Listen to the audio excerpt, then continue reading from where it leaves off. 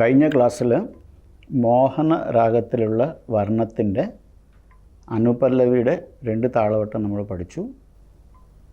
വർണ്ണത്തിൻ്റെ ഘടന അനുസരിച്ചിട്ട് 2 താളവട്ടം പല്ലവിയും 2 താളവട്ടം അനുപല്ലവിയും കഴിഞ്ഞിട്ട് ഈ വർണ്ണത്തിൽ 2 താളവട്ടം ചിട്ടസ്വരം എന്ന് പറയുന്ന സ്വരം മാത്രം വായിക്കുന്ന ഒരു രീതിയാണ്.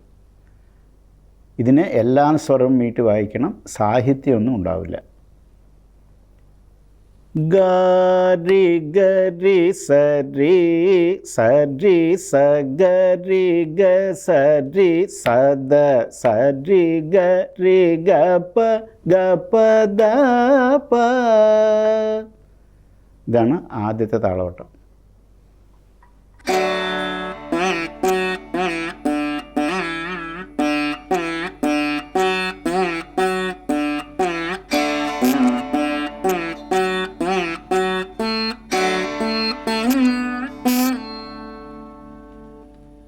ഗരി ഗരി സരി സരി സഗരി ഗ സരി സദ സരി ഗരി ഗപ ഗപ ദ പ.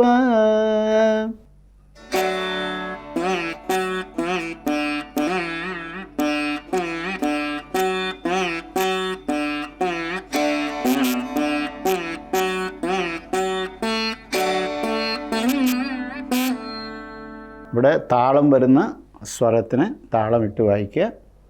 16 8 8 ആകുമ്പോൾ ഗരി ഗരി സരി സരി സഗരി ഗ സരി സദ സരി ഗരി ഗപ ഗപ ദ പ.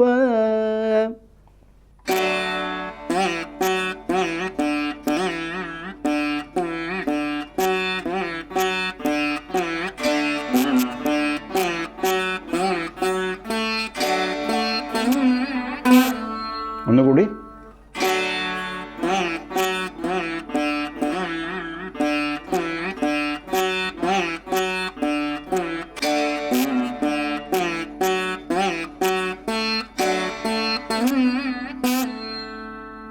അടുത്ത താളവട്ടം ഗ പദ പദ സരി ഗ രി ഗ സരി ദ സ പ ദ സരി ഗ സ ദ പ ഗരി സരി. അതായത് ഗ പദ പദ സരി ഗ 8 അക്ഷരം 3 5 ആയിട്ട് പിരിച്ചു വായിക്കുക.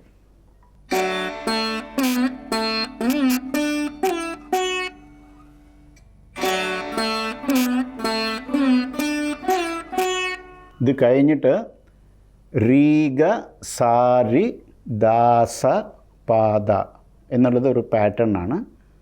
അത്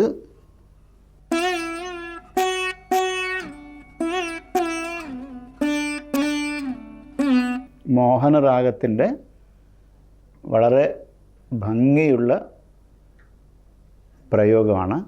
രി ഗ സ രി ദ സ പ ദ എന്നുള്ളത്. അത് ഈ വർണ്ണം ഇതുപോലത്തെ വർണ്ണങ്ങൾ വായിക്കുമ്പോൾ ഇടയിലുള്ള പ്രയോഗങ്ങൾ നമ്മൾ ശ്രദ്ധിച്ച് പഠിച്ചാൽ ആ രാഗത്തിൻ്റെ ലക്ഷണങ്ങൾ നമുക്ക് മനസ്സിലാക്കാൻ പറ്റും. രി ഗ, ഈ ഗ എന്ന് സാലേക്ക് പോവുക. സ രി,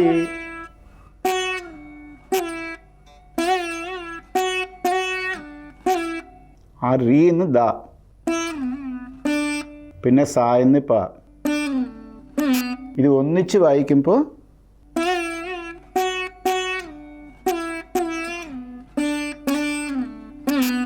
കേൾക്കും. ഒന്ന് വായിച്ചു നോക്കും.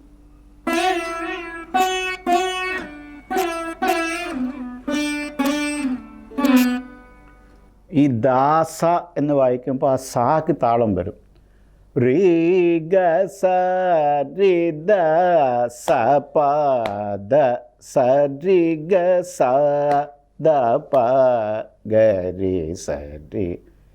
അപ്പോൾ രി ഗ സ രി ദ സ അവിടെയാണ് ആദ്യത്തെ ധൃത്വം തുടങ്ങുന്നത്. രീ ഗ സ രി ദ സ പ ദ. അതിന് മുമ്പുള്ളതും കൂടി ചേർത്ത് പാടിയ മനസ്സിലാവും.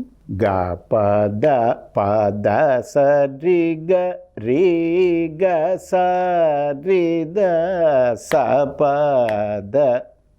അത്രയും വായിക്കാം.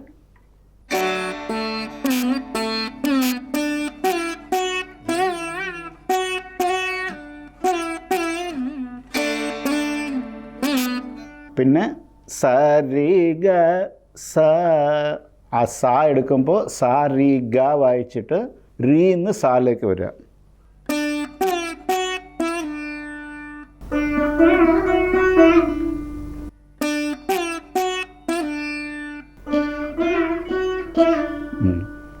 അത് മോഹനത്തിൻ്റെ രാഗലക്ഷണം കാണിക്കുന്ന ഒരു പ്രയോഗമാണ്.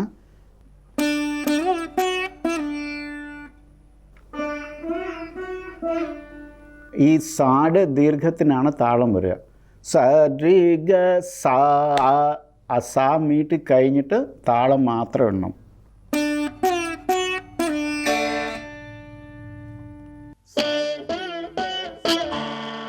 പിന്നെ ദ പ ഗ രി സ രി.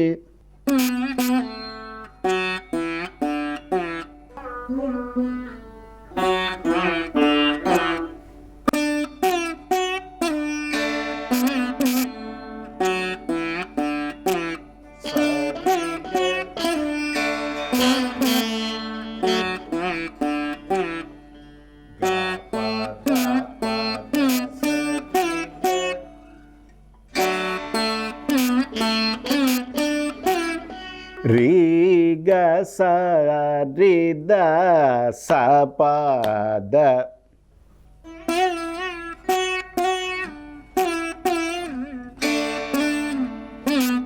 സ രി ഗ സ ദ പ ഗ രി സ രി.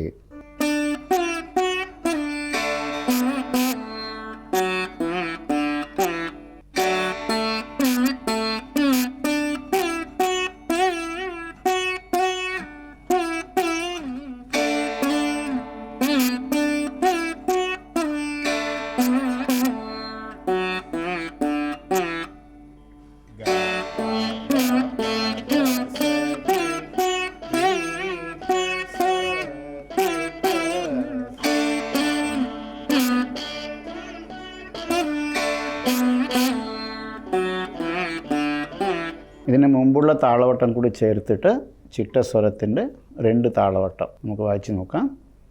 ഗ രി ഗ രി സ രി സ രി സ ഗ രി ഗ സ രി സ ദ സ രി ഗ രി ഗ പ ഗ പ ദ പ ഗ പ ദ പ ദ സ രി ഗ രി ഗ സ രി ദ സ പ ദ സ രി ഗ സ ദ പ ഗ രി സ രി.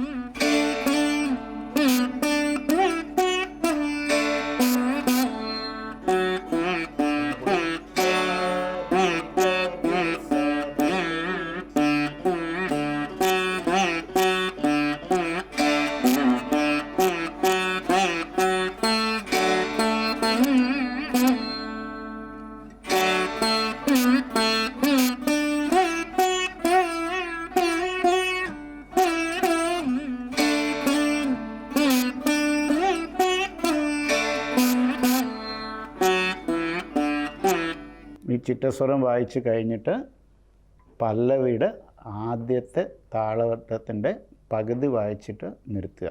അതായത്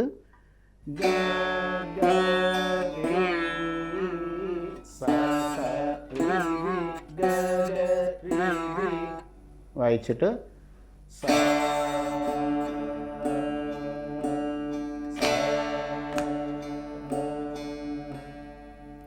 അതായത് പല്ലവി അനുപല്ലവി ചിട്ടസ്വരം വായിച്ചതിന് ശേഷം ആദ്യത്തെ താളവട്ടത്തിൻ്റെ പകുതി വായിച്ചിട്ട് ഷഡ്ജത്തിൽ വെച്ച് നിർത്തുക. ആ നിർത്തുന്നത് 2 ധൃത്തം മാത്രം ഷഡ്ജമായിട്ട് നിർത്തുക.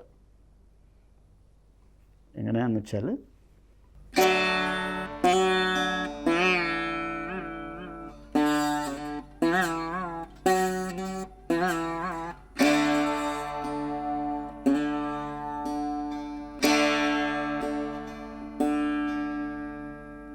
വെച്ച്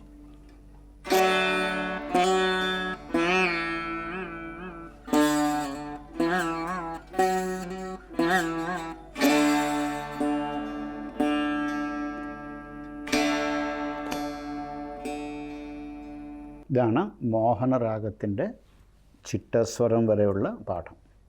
ചരണവും ചരണസ്വരങ്ങളും നമുക്ക് അടുത്ത ക്ലാസ്സുകളിൽ പഠിക്കാം.